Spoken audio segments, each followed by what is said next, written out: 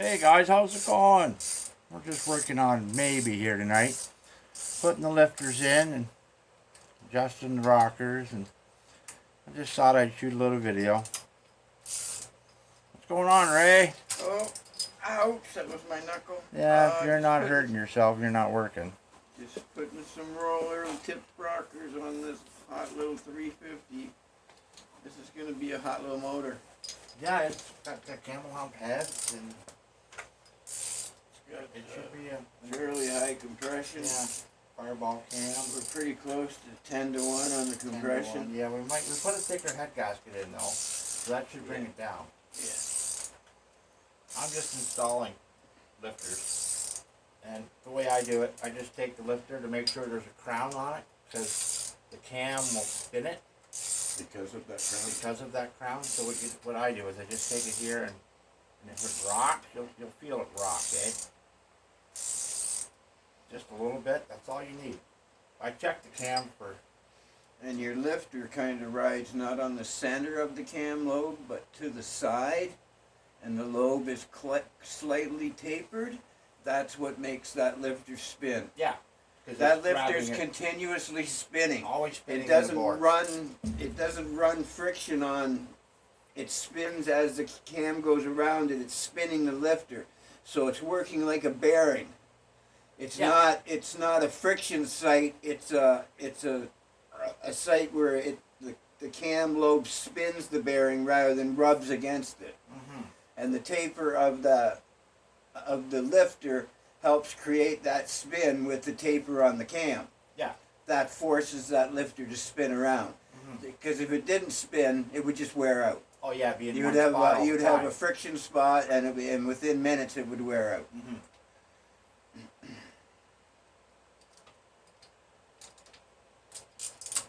People can't understand how they live when the cam's hitting the lifter all the time. Well, it's really not. Not The lifter rides on the cam and it spins like a bearing. It doesn't ride center on the lobe. No.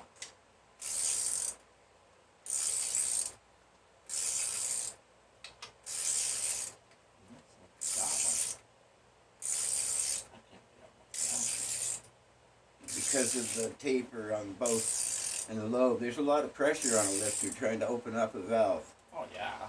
And that pressure also helps to make that spin. Yeah, that's correct, because that'll be the intake opening on number 3.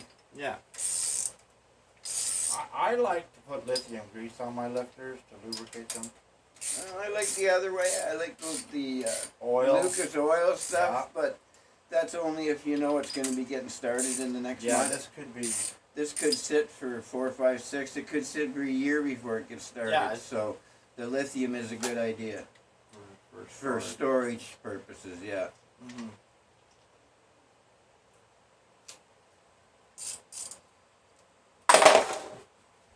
You got lifter push rods over there? I do. 16 of them. Well, I only need a few because you're slow. Well, I'm working away here. Got all these little boxes to open.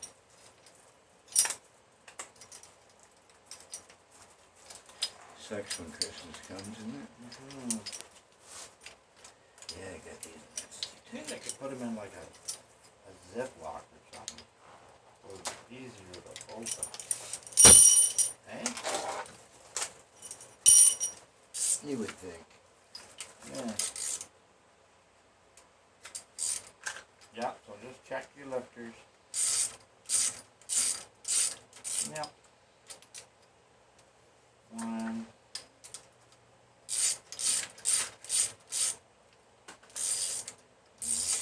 2.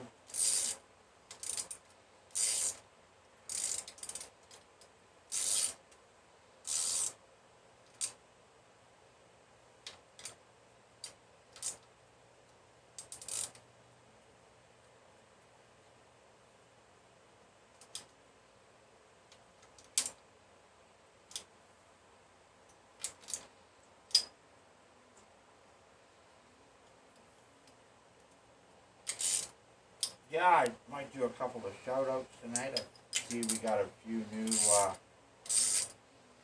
people. Subscribers? Very nice. Thanks for Joining joining the club.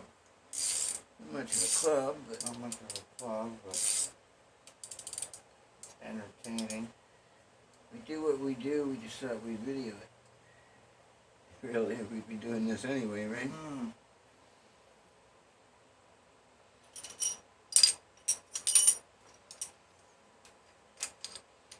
Boy, two.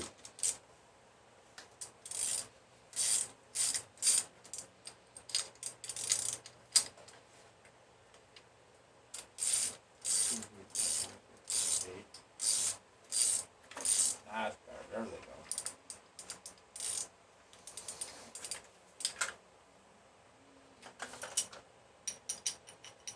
Mhm.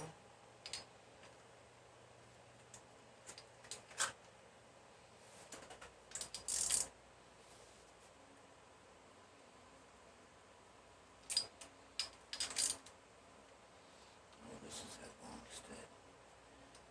Yeah, It'll be the same, but it'll look different. That's all. it'll just stick out a little more than the other.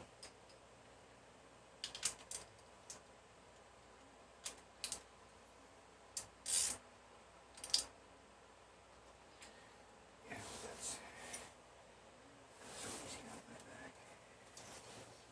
back.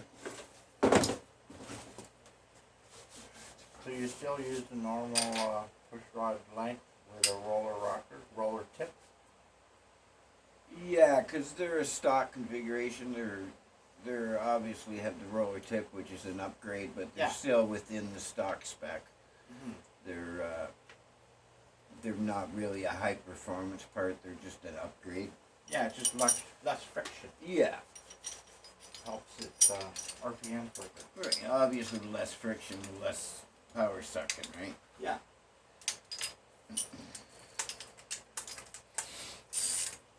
And they'll run a little bit quieter. Oh yeah? Yeah.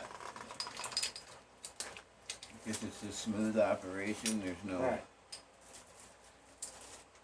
lifting or moving of anything. Mm-hmm. And the oil comes up through the push rod and lubricates it. Correct.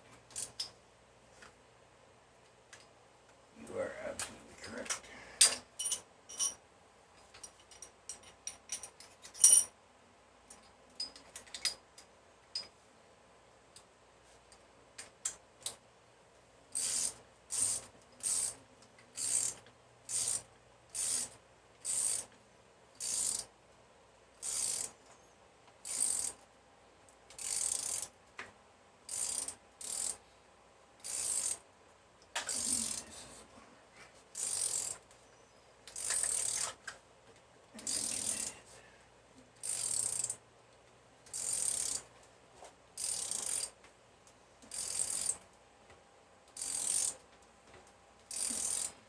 Some guys call this row cream. Some guys call it. There's all kinds of different names to it. I just call it lithium grease. Yeah, lithium grease. I'd like to do a shout out. There's a long stud. Look at how far that's sticking out. That's a long time. Yeah, if you look at it, you say, "Oh, that stud's pulled," but it's not. It's someone replaced it with a longer stud. Mm-hmm. Oh.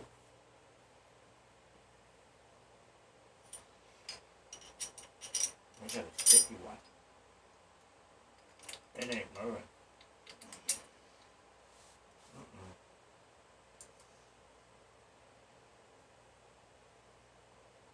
I like to spin them when I'm putting them in, just to check the bore.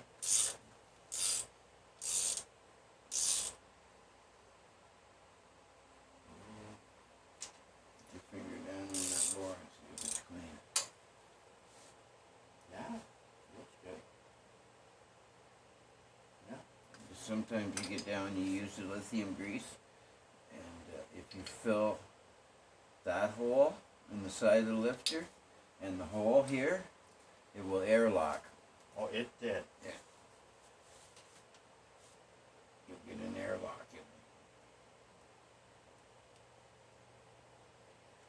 And a lot of times it's just getting it past that hole, right? The oil hole. There you get past that, then that oil hole sits in that groove of the lifter, right? You think it would bleed out to the left or the right in the journal? Well, it goes around the lifter in this groove and Yeah. goes through the hole to the next lifter. Mm-hmm. And at the same time, a little bit squirts in between the lifter and the, whatever you want to call this, the lifter journal, lifter bore. Mm-hmm. So a little bit does get in there, but it bypasses this lifter and goes through the hole and feeds the next lifter, Yeah. which then goes in through the hole in this. It doesn't necessarily oil No, where you're no, brushing. no, It goes no. in and oils the inside. Yeah, there's a little. And then hole the pumping action pumps that oil up through the rod, which is hollow, there. up Yeah. into your rocker, which in turn oils all this. Yeah. Then it drips down back through. Mm.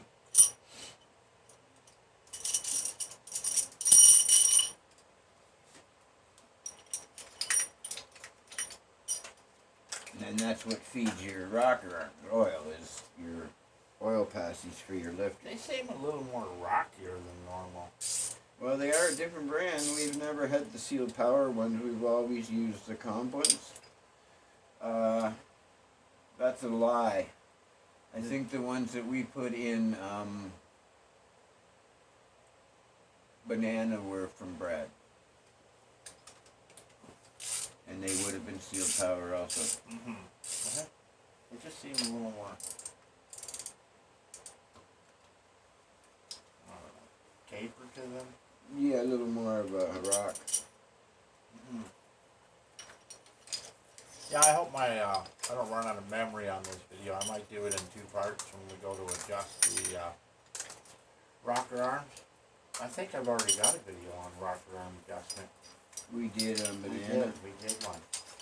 So we'll just show how we install push rods and lifters and rocker arms.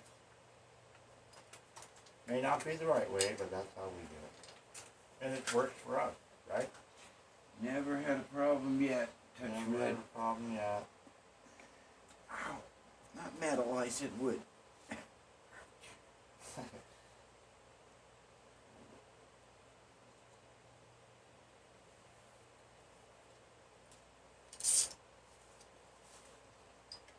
Yeah, we got a new subscriber. His name is Alan Thompson. Yeah. Alan Thompson. How's it going, Alan Thompson? He didn't subscribe this evening. Come up. Welcome to the club. Alan.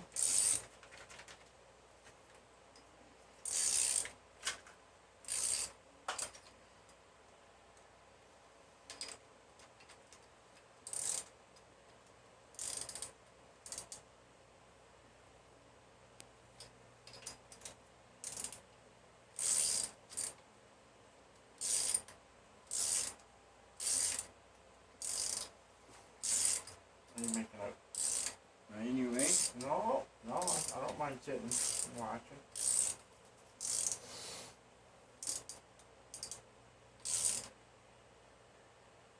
Yeah, so we're just doing a zero lash just for first setup. Then for we'll setup. do our normal And then all you do quarter is turn, quarter See. quarter turn. do zero lash, quarter turn. You've done 1 revolution and 2 revolutions. On one crank revolution is only 1/2 a cam revolution. You got to do a complete cam revolution. yeah. So you have to do it 8 times, not 4. Mm-hmm. 4 times only does half the cam. Yeah.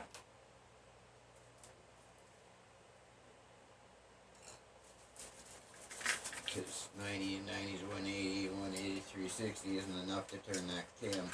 It's only turned 180 degrees. Yeah.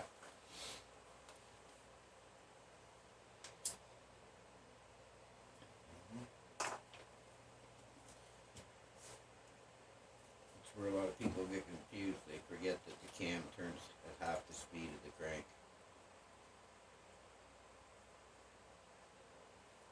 And that's all the lifters in. Well, we won't bore you anymore. We enjoy it. But thanks for hanging out for a minute. We're getting there. Subscribe and like. Subscribe, like, and share.